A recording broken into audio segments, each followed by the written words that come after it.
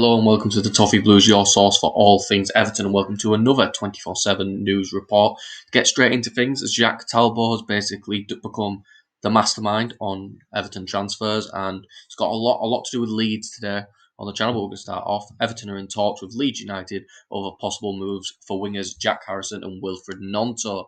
This is a very interesting transfer for Everton, and this is something I've been saying we should do for a while now.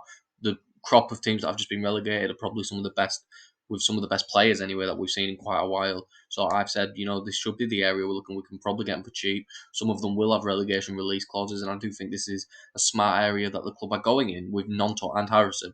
We did do some votes on the Toffee Blues Twitter, and with Jack Harrison, 75% of fans said yes, with 4.5k votes, and with Gnonto, 80% of fans said yes, with almost 6k votes.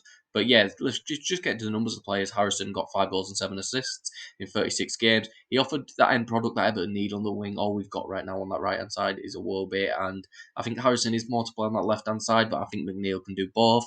So again, having Harrison and McNeil, it's definitely good enough to stop us from getting relegated, I'd say. But again, having players like Gnonto and other players we need to bring in with more firepower.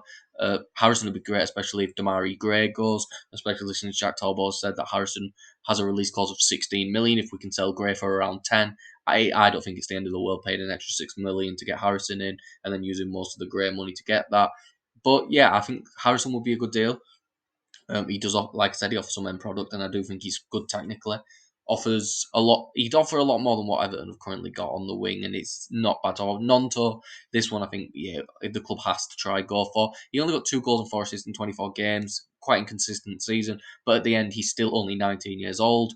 He'd be one for the future for Everton, and I think this is one we've got to consider. He can play as a striker too, which I prefer him not to, but having someone like Gnonto at the club who can offer that energy, and and someone who is just going to naturally get better. This was his first full season in the Premier League, and he massively impressed a lot of people. So if we can be the club to come in and get him, because there will be clubs higher in the league than us that probably want Gnonto. So I don't see why we don't try get him early on. Maybe we can offer Leeds some sort of double deal where we get both of them. I don't really know, but we've also inquired about Leeds midfielder Tyler Adams.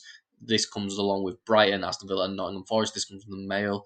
67% of Everton fans have said yes, with almost 1k votes. This one's a difficult one, because if we're just talking about the player, 100% Tyler Adams would be an amazing move for Everton.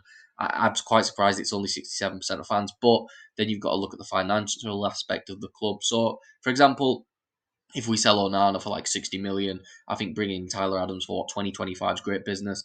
Lets us move around as well. He had some fantastic defensive numbers, and he's shown that he can progress the ball for Leeds. Was probably one of Leeds' best, if not their best player. He also impressed at the World Cup. But yeah, fantastic defensive numbers again. So having someone, I think he's only like 24, 25 as well, maybe even younger. So again, if someone like Onana is said to leave, or said if Onana leaves the club, I've got no issue with someone like Adams coming in. But I think that's a transfer we should only be looking at if Onana looks likely to leave, which we don't really know about right now. Jacques Talbot also said that Everton are one of several Premier League sides looking at Ainsley Maitland-Niles after he's become a free agent. 63% of Everton fans, of almost 2k votes, said yes. Only played 22 games for Southampton, but surprisingly, his per 90 defensive numbers like tackles, clearances, really good, but at the same time, they were defending so much that his numbers probably are boosted from how much they are having to win the ball and how much other teams are in their final third. But it's on a free. He's very versatile. Can play right back. Can play midfield. I think this one's a no-brainer as long as he's not asking for stupid wages. To be completely honest with you, I think having someone of that versatility to come off the bench and to start some games, we need more squad depth. I think that's a big thing that we've struggled with over the past few years now, is not having enough squad depth. And I think someone like Maitland-Niles could really help in that. The versatility, just in case. What seasons are like with Everton's injuries. Everyone seems to get injured at some point. But again, I don't see why not. I don't see the issue with the move, and I'm not against it at all. So I think bringing someone like Maitland-Niles in would be a fantastic thing. The general feeling regarding Tom Davies' Everton future is that he will leave this month.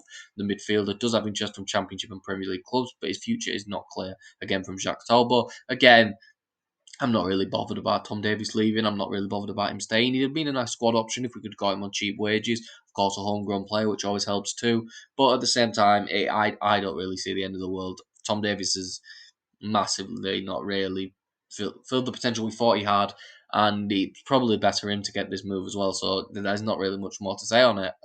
Everton manager Sean Dyche has indicated he needs a striker to bolster the Toffee squad, and the club will table a bid for Victor Gyökeres. They will rival Sporting CP for him, Sporting Lisbon. This comes from Ebola again. Another one we spoke about Gyökeres quite a few times on the channel now. I think it was 21 goals and 10 assists in the championship. An absolute no-brainer if we can get him for like 16, 17 million. I think that's a move we have to be making, and it's one of those where Gyökeres can play in. Probably he can play it up by himself, but he would also really suit. He also plays his best football next to another striker.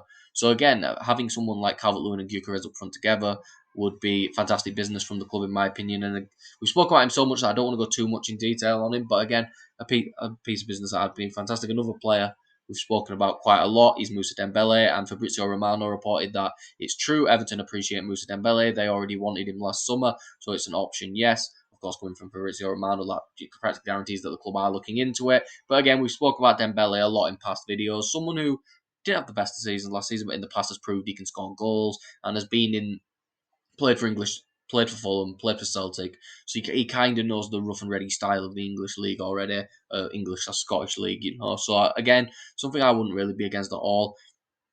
And the last little bit of news for us today comes from Core Sport. I couldn't really pronounce it, so I'm just going off the Twitter handle. Everton are interested in Boula Dia until July 15th, but Dia would cost 25 million euros due to a release clause which became valid after his 15th goal of the season. Again, he got 16 goals and 6 assists in 33 games.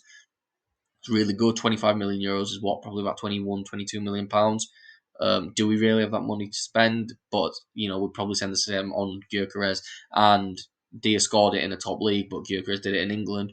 It's one of those where he's similar to Gyökeres in the fact that he has that ability with the ball at his feet. The goal scoring metrics, like the goals per 90 and things, are really good as well. But he seems to offer more with the ball at his feet. I'm not an expert. I can't say I watch a lot of Serie A, but from what it seems like, he's good with the ball at his feet. So that could also lead to him having that ability to play up front by himself, but also being able to play in the front too with Calvert-Lewin when fit to take some of the pressure off Dom. So yeah, again, I think that'd be a really good move for the club, but I can imagine there will be other teams involved. I don't see why not, why we wouldn't really jump at the opportunity to do something like that, if I'm completely honest with you. But that is all the news for today. If you did enjoy the video, please make sure to like and subscribe. Follow us on Twitter at Everton Newsfeed, and make sure to follow me on Twitter at Callum Brannan3. We'll see you for the next news video, live stream, or whatever we are doing on the channel. There's a lot of news coming out recently, so expect news practically every day. Thank you all for watching, and goodbye, everyone.